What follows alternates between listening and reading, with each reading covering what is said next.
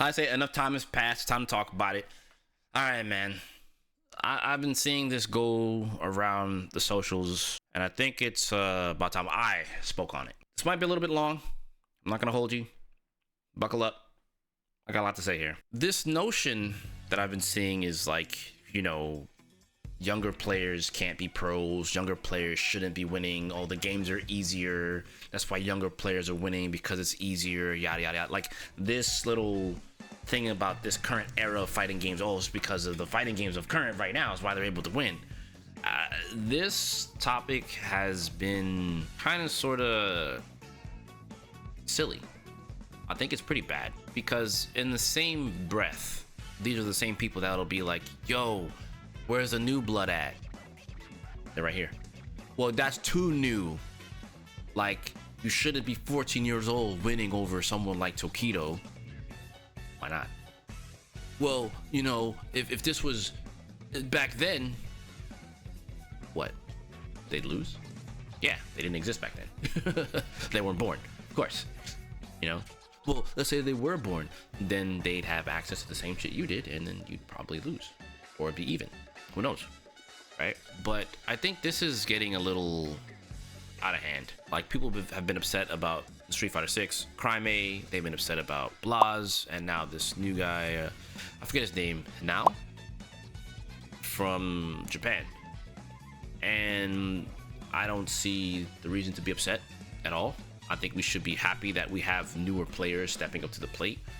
You know, and then Walker's pretty young too, right? He's like, what, 18 now, 19? I don't see the issue.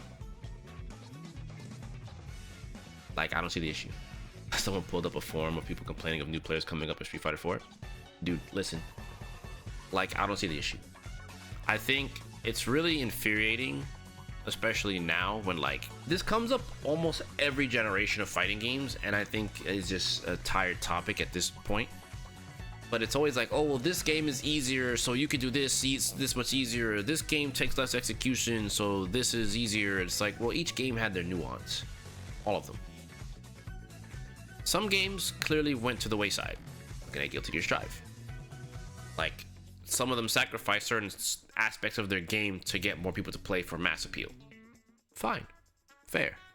Right? But I think you would probably be losing your marbles if you thought Daigo would win forever, Tokido would win forever, whoever is super good would win forever. Like, you'd be crazy to think that.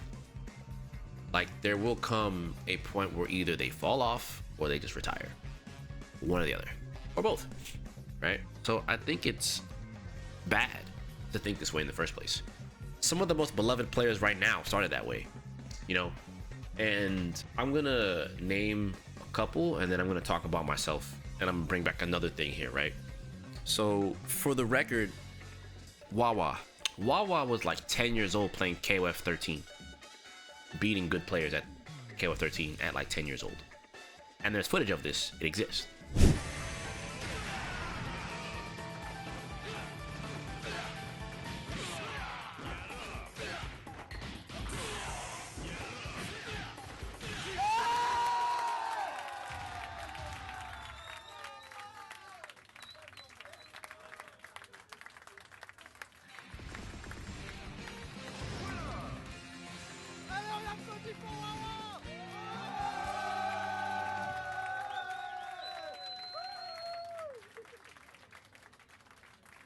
There's more. Kayane was, I think, 13 or 12 or so when she was winning in Soul Calibur 3.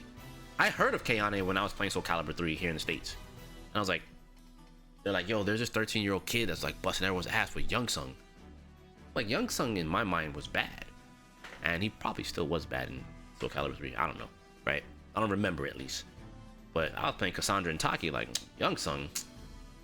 But I learned Youngsung on the strength of that to see what made Youngsung good and why Kayane was winning. And that's Kayane's claim to fame. If you guys don't know that, you can go look that up. Kayane came up in Soul Calibur at like a young age, you know?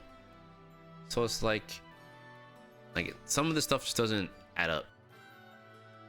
SonicFox also came up at a young age in DOA and what was it, Injustice in the NRS games. Mix up there, Bardock assists, one more. Oh, this is it! He's gonna kill him! That's He's gonna the kill open him! up for SonicFox. And SonicFox! Oh! Wait a minute. Yo, wait, do not tell me we're gonna summon. Are we gonna summon? Oh! And SonicFox is your Dragon Ball Fighters Evolution 2018 champion. He's done it. He's done it. All those years, SonicFox, back-to-back EVO champion, multi-time EVO champion, NRS games, he's done it all. Like it doesn't make sense, right? And that's just to name a few. And I'll bring up like myself here for a second, right? There was a point in time where I was treated in the same fashion in like my local arcade, where it's like, oh, you shouldn't be winning this and you shouldn't be winning that, and it's like, do you want me to just lose to you forever? You want me to just put in my quarter and you just beat me every time?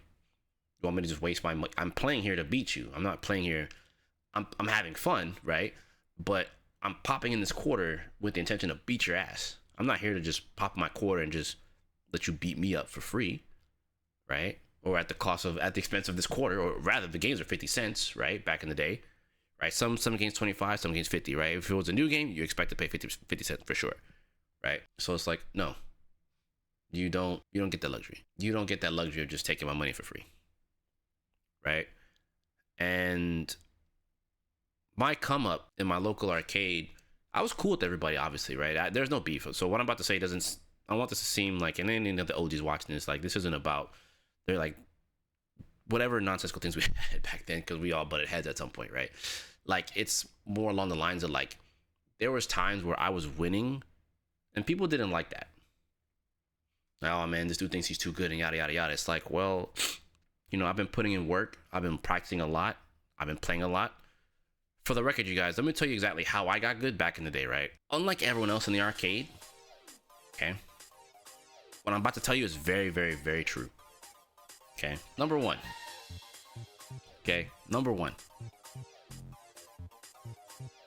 I did not own an arcade stick. Okay, number one. No arcade stick. This is like the Dreamcast era, right? So I'm playing all my fighting games on pad and translating my skills from a control pad to the arcade stick. That's one. So I used to practice parrying and just defending on controller, and I had to do that in the arcade, okay, with the same type of timing, okay? Not to mention my button configuration, which many people laugh at. So, you know, what was the lights, no, the triggers are your heavy buttons, and your lights and your mediums are your face buttons. So for my punches, my light was the L button, and it was medium, and then heavy punch, and then light kick, then, you know, light kick, medium kick, and then heavy kick.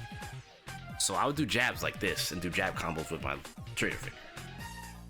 So rearranging all this muscle memory to play in the arcade to be able to beat these people in like Marvel 2, CVS 1, CVS 2, Third Strike for the sake of, like, that wasn't easy to rewire my brain to press buttons on the arcade stick. That wasn't easy.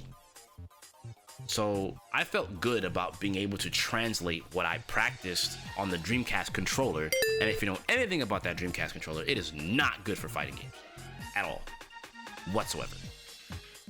The triggers go bad real easy on those controllers.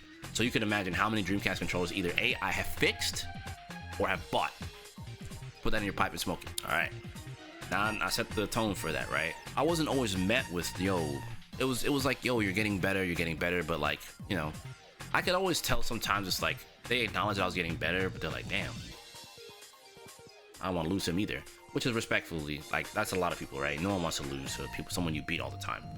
And it's a different era back then, right? Like, people's egos and whatnot were pretty big.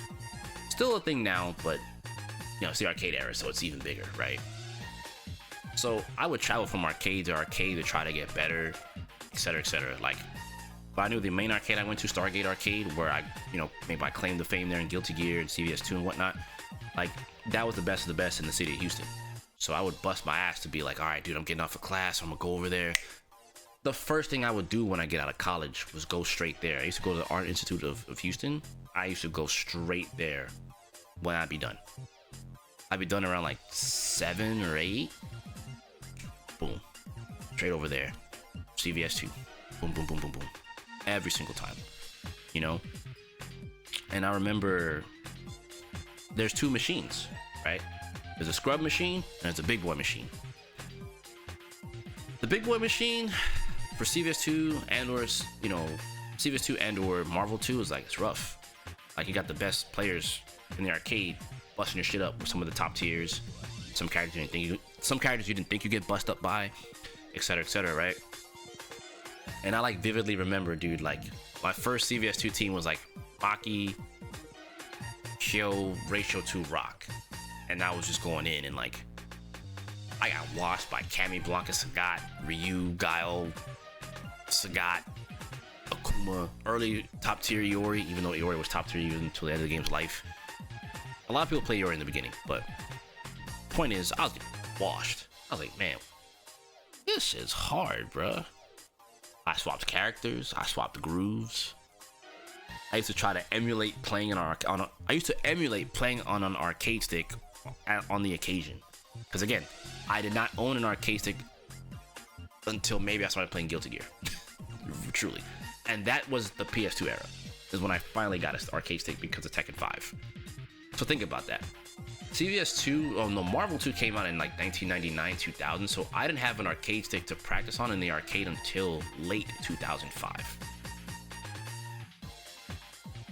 And even then, it wasn't an American stick, it's a Japanese stick. So I had an even harder time adjusting from American 360, P360 sticks, which are stiff as or even 8 ways, to getting used to a Japanese ball top. Don't worry. Where am I going with this? Got you. When I first placed high one of my weeklies in CVS2, by that time I was playing it was Rock Cammy and Terry. Yeah, Rock Cammy Terry. Right? Ratio 2 Terry, by the way.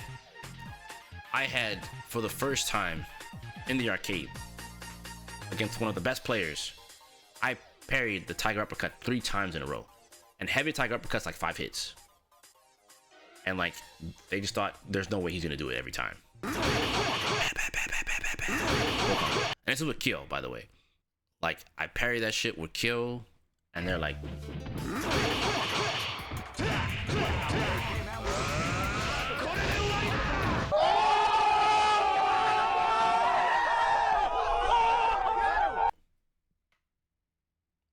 how do you practice that on a Dreamcast pad?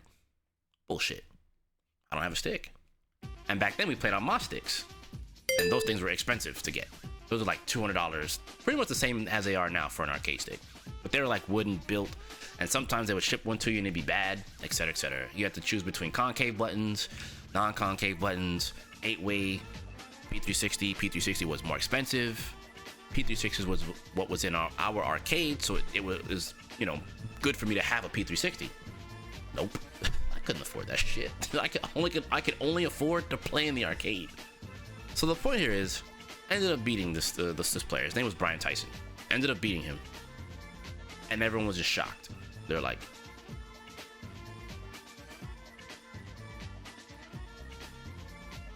you did that? You actually beat this guy? With that team? Okay. And from that point, I started gaining a lot more respect in the arcade. And I started to hang more on the big boy cab. But normally the big boy cab, you couldn't see anything past maybe a 10-game win streak. I'd eventually start streaking on the big boy cab. 2 games, 3 games, the 2, get a 5. Because, they couldn't believe I'd parry Tiger Uppercut every time.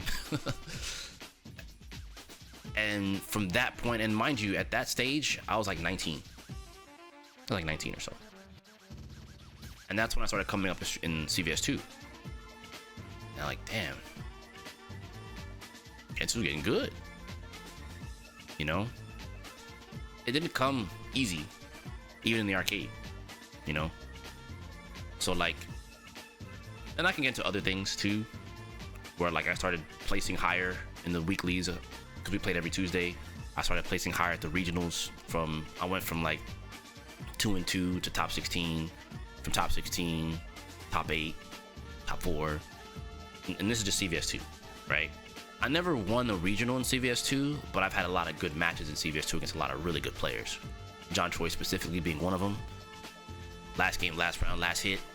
I still wish to this day I got that down parry against him, but the fact that I made him think about P-Groove, and the characters I was playing was good enough for me.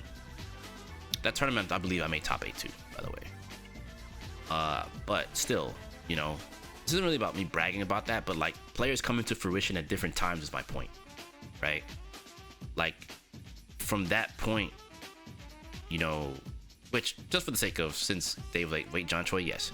This is why when people think I'm just a Guilty Gear player, it's like, dude, I've played against some of the best Street Fighter players, like, of that era. John Choi being one of them, Alex Valle being another. And these guys were my heroes growing up, especially Valle, because Valle, like, I knew about Valle years before I even met him. I used to see a lot of his stuff in Tips and Tricks, and I used to wish to be in Tips and Tricks, and I eventually got into Tips and Tricks when I started winning in Guilty Gear here. Because Jason Wilson, shout out to Jason Wilson, used to run Tips and Tricks and used to keep up with all the tournament results from here. And going into Guilty Gear, you know, I started coming into my own as a player, you know, and that's me in like my 20s, like early 20s, like 21 or so. So like from my stint of CVS2 going into Guilty Gear, I started to really come into fruition as a player and understood what it takes to actually win, etc., right? Different time frame. I was met with some resistance about it because like some people just couldn't believe that like I was coming up, like I was just that guy that played like quote unquote mid tiers or low tiers and just, you know, I was just that guy, right? Now I was a flashy player, I still sort of am. But like, you know, that was my thing. I like to show, from even then to now, I like to show that characters can do things, right? That aside, right? It wasn't, my point is my coming up in fighting games wasn't easy. Even in Guilty Gear, like I'll straight up tell you, like, you know, for some of our stuff in Guilty Gear for team tournaments, they didn't even want to include me into, you know, some of the team events because they're like, oh well, you play Chip and we don't really want to bank on a low HP character. And it's like, but I won everything. Yeah, but the team could benefit from you not being on it because you play Chip. All right, cool. Eventually that changed, right? But like you can imagine that, like how that made me feel, being the guy that's winning like every weekly with multiple characters. It'd be one thing if it was just Chip, but I won with Chip, I won with Soul, I won with Eno, I won with Anji. He sucked freaking. He was so bad. XX. I won with Zato, Johnny. I won with like half the roster every weekly. It'd be like, what do I want to win grand finals with? That's how crazy it was. That's not to say I didn't get challenged or didn't have good people to play against. That's not true, right? I did have our arcade for Guilty Gear had a lot of killers, right? But because of them, I became better, etc. And then the resistance towards me becoming better got lower. Because they just started to acknowledge, okay, well, he's just good. He's just good now. Like, he's just nice. Like, you can't knock that now, you know? And again, this is from like 18 going into like 21, 22. So that like little 4-year stint, I started getting really good at fighting games. Where I'm going with this again, it doesn't matter your age if you're considered new school, right? I think part of what makes fighting games fun is the ability to challenge the old guard. Like, for example, rest in peace, Kobe versus Jordan. You know what I mean? Like the fact that you can go through a situation where you can actually play them and it's not a what if, right? Like, what if Daigo still played? Could I beat him? Daigo still plays now. We'll beat him. You can get good enough to beat him. You can. It's possible. To think that it's impossible would be terrible, right? Does Daigo have experience over you? Yes. But Noah pulled up. One of the people I know from Houston here pulled up Vagabond. He beat him in Street Fighter 5. There's footage of that. The old guard is vulnerable. The old guard is beatable, point blank period. Experience does play a role here, but it's not about the game having easier mechanics or an easier time or anything like that. These are players that have kind of gone through the generation of things, specifically in Japan, right? So to be mad that like a younger player is picking this stuff up faster is kind of unbecoming. Case in point, going back to myself for a second, re-referencing myself. I used to download Guilty Gear XX videos at 144p from HO. And what was it? HO, Game Chariot, and all those other Japanese arcade websites that I could get the footage for on dial-up to learn how to play my character. And every single lick of footage that says Chip is him dying. And I got told, oh, no one's gonna play like that. Don't Don't copy Japan. You can't do that. Come to find out years later, watching match footage is a very commonplace thing, especially over there because they had the DVDs. It was some of the things was televised, like Alpha 3 Nationals, for example.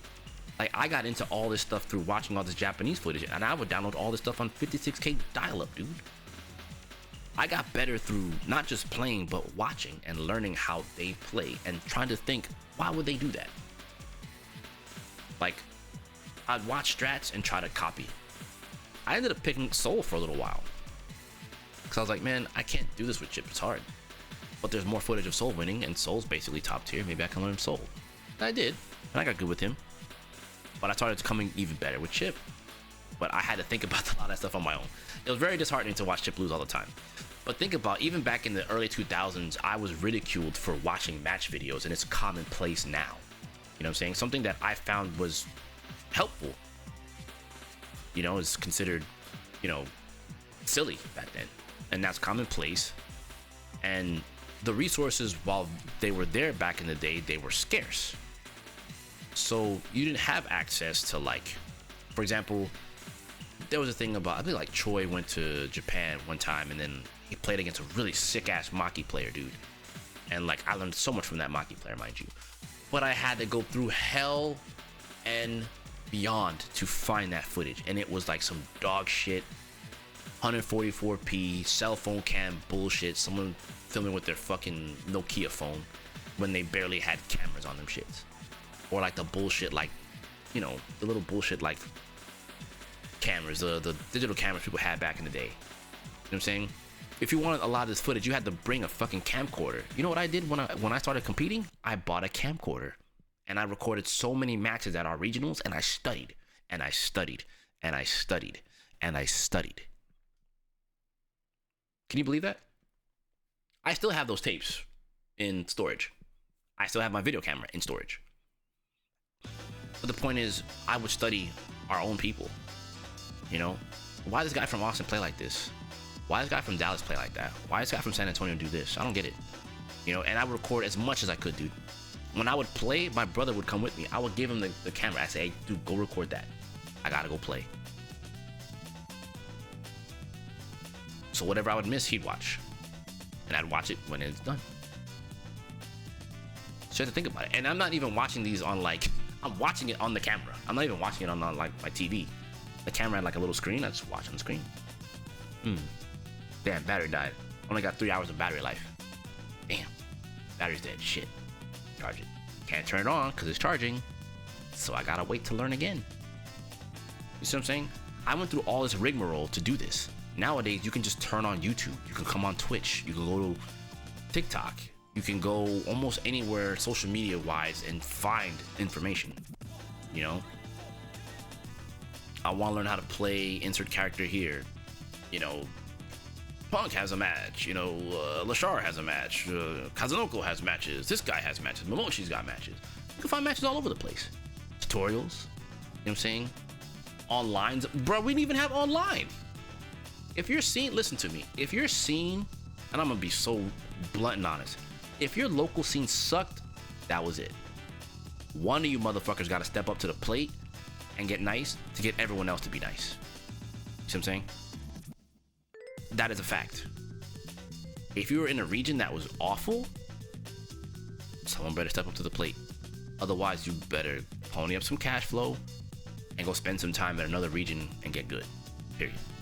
You want to get nice at Marvel? You got two places. You got East Coast, you got West Coast. Personal opinion, take your ass to New York because you can go play Justin Yipes to Sanford.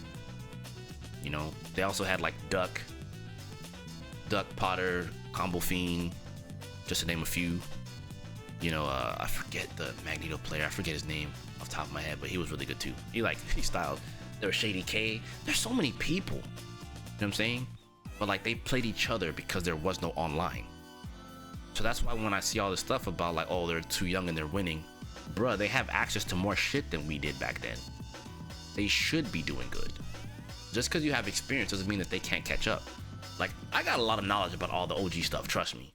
I really should just make videos on these for you guys, but point is, the point I'm going for this is like, for you to be good, you had to do these extra steps. You don't got to do those extra steps anymore. Not necessarily, you know. There's a degree to it where it does change when you're trying to compete on the world stage, where you do have to consider, if you're playing Street Fighter, you might want to consider a trip to Japan, you know, at the very least, you know, for maybe a week or two, play online. Hopefully you can meet some of the guys out there, whatever. Rub some elbows and go learn about the game over there, you know, and then bring it back and then prepare yourself for the next big thing. That would be useful for you, right? If you want to really take it to that next level for the world stage. Do you need to do that? No, because you have online ranked where you can just boot up and just go nuts, right? And because you can do that, you're exposed to so many different players, so many different play styles, etc. Back in the day, you didn't know who you were gonna play. You didn't know who was a local hero. You didn't know who was godlike. You knew who was already winning, but you didn't know who those people that were winning were playing against. So let's say you're playing like Marvel, and you know about Yipes, Justin, and Sanford. Do you know about Josh Wigfall? He could wash you. You know what I'm saying? Do you know about this one and that one? They could also wash you. There's freaking Matrix. There's Chris Matrix. He can wash you. Did you know about Chris Matrix? No. Did you know about Clockwork and Strider? He's the only other Strider in the US. Did you know about that? No. Well, you might get locked down. Did you know about Thriller? Did you know about this one? Did you know about that one? Do you know about these cats? No. You know about Josh 360? No. They might pull up on you. And you don't know them? They're gonna pull up. What you gonna say? I don't even know. Hey, so who do you practice with? I practice with Justin, Yipes, and Sanford. And you're not, damn, I never heard of you. Yeah, I know. Some people just don't travel, you know? That still happens now. But the fact that you have online, you can get exposed to the play styles. That's the biggest thing. It's about getting exposed to the play styles. People had tough times with me in Guilty Gear because I was the only chip playing the way I play. Everyone else played chip, but not like me. So that is a big advantage, you know? And I honed my skills in my own region, and they know how to deal with my character. So like, if you're not playing like me, you get cooked, especially back then. Now, not so much. There's a lot of people playing a lot of the cast in a lot of the games. So you're more exposed to the situations a bit more. Maybe the people you're playing at are not playing the character at the highest level, right? But you're getting a degree of experience that will help you across the board. Tack on, coming back to the Young Bucks winning, but the Crimes, the Blaz, the Hanao, I believe, again, hopefully, correct me in the comments below if I'm saying his name wrong. I think it's Hanao, right? But they have people in their local to play on top of the online. Like if Tokido is like your freaking, he's on reject, right? So it's safe to assume he practices with Tokido and Lashar and everyone else on reject. You'd be silly to think otherwise, right? So if he's getting coaching and training from Tokido and he practices with Tokido, Lashar, and everyone else on reject, what was the expected outcome? He's not supposed to win? That doesn't make sense. He's in a proper environment. See what I'm saying? It's also your environment, you know? But the fact that he has both, he has the online environment and the offline environment, and that's what's crazy. Now in fighting games, if you pull them aside and think about the younger cats, let's say they don't have the environment, you can jump online. You might not have the offline environment, but you got the online environment. The offline environment that you could have, you can supplement that for just offline tournaments, and you get all your practice online. A player in case in point of that, I believe, was Cloud 805. Cloud 805 was Marvel 3 online forever. Let me not say that. I don't know Cloud, sorry, bro. But I know you're an online warrior for a hot minute, and you came offline and started doing work, you know. But everyone's like, yo, Cloud's an online monster, and he's nice as that boy was nice with Zero May Cry. Let's just be real. He was the best Dante Marvel 3. Let's keep it a stack. That boy was nice, right? So it's like, think about it. And he's in a time frame, using him as an example, where there's a lot of resources available for like Dante, Virgil, Marvel 3 in general, combos, setups. Like it's no wonder. Now imagine if Cloud had the ability to play in rollback netcode with that game. You know what I mean? There's no telling. You know, things change when you're able to play more consistently and expose yourself to more players. Think about it. I think competition is harder now. I'm gonna be so honest. I think competition is like insanely harder now. And I think that's the part that gets me. I know I've been ranting on this for a while, but like, there's a few things that come into play for me when I think about this conversation. Players can't acknowledge that the new blood is just doing better. They won't admit that they don't have the time to maybe be as good as them. Because I feel like blaming the game a lot of the times isn't good. I'm not saying that you don't have a cause for concern for being upset about, say, like you don't like the mechanics, and I think that's okay for you not to like the mechanics. It's also okay to say this isn't for you, you know. But like at that stage, once you've done that, then just let it go. Don't allow yourself to fall into the trap of, oh man, it's because the new games and modern fighting games and blah blah blah and this and that. It's like, dude, it doesn't matter. All the older games had a moment in time where they were like, oh man, this new version of the game, oh man, this isn't like old Street Fighter, so I'm not gonna play this, or it's not like old this, so I'm not gonna play. It's like, this been like that, you know. I feel like it's a lot of older average players that competed back then being mad people are doing better than them and faster than them. Yeah, I mean, the top player of the past is definitely an average player like now. If you weren't keeping up, right? If you're kind of dabbling in and out and just kind of playing at your leisure, then yeah, you being a top tier player of the past doesn't equate to being a top tier player now. It doesn't. The legacy skill does carry over. How much is the question, right? But the thing is, a lot of the times what people won't acknowledge is that they stopped learning. These newer players, they're continuously learning. They also don't have any preconceived notion of what the game should be. They're not thinking about what the game was before. They're playing the game that's in front of them. And that's a problem a lot of old heads have. Like, you're not playing the game that's in front of you.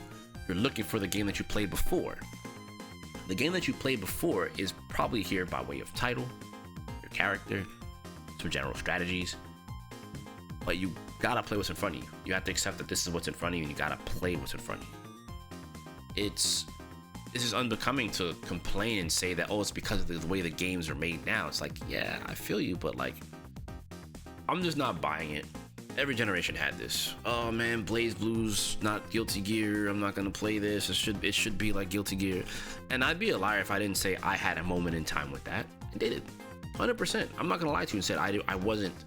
Like, I love fighting games in general, but I'm not gonna sit here and tell you I was always partial to every new update. Like, I love seeing the new sequels, but like, sometimes I couldn't help but feel like I was missing something from the old game that I really enjoyed. And that in turn is a lot of people, but they're just more extreme about it. I just be like, oh man, it's not like the old game. Fuck it, I ain't playing. Bump that. I'm not gonna play this shit. It's whack. Yeah. It's like, stop worrying about what it was and play what's in front of you. Just don't be upset. Like, what is that doing for you? You know, what is that doing for the scene, being upset? What about all the new people that want to come in? Like, at that point, what's the point of teaching your kid? You know, what about all the people that have kids that are playing? You know what I mean? Or they were players and they're teaching their kids. Like, I think it's Online Tony. Like, his son won Combo Breaker or CEO or something like that this year, and he was a Street Fighter 4 player / NRS player, I want to say. And his kid is winning. Is he not supposed to win? His dad was a great player. He's just passing it on. Why is that a bad thing? See what I'm saying? Like, just accept. Like, if the games aren't for you, just dip-a-roo, buck-a-roo. No one's gonna be upset. I think that's where we are now. And without yapping on any further, like, my Avengers endgame on this is just like, be happy we have more new players. They don't have to be 30 to compete. Who cares? One of the greatest parts of this scene or this culture is that your age doesn't matter. Like, you can compete at whatever age you want. Entering a tournament is up to you. It's open bracket. You want to enter, put your money down. No one's gonna tell you not to. Maybe your significant other, right? But it's still up to you ultimately to do what you want to do with your time. And if you enjoy fighting games and you want to compete, go for it. But without ranting any further, that's pretty much how I feel about it. I think we just need to just drop this. This is a dumb topic. Like, let it go. Just be happy we have more new players. and we should have a younger generation enjoying themselves because we're the founding fathers. We can't stay on top forever. Anyway, I'm gonna get up out of here. Talk to me in the comments below about this, how you guys feeling about it, and I'll catch y'all next video. Peace.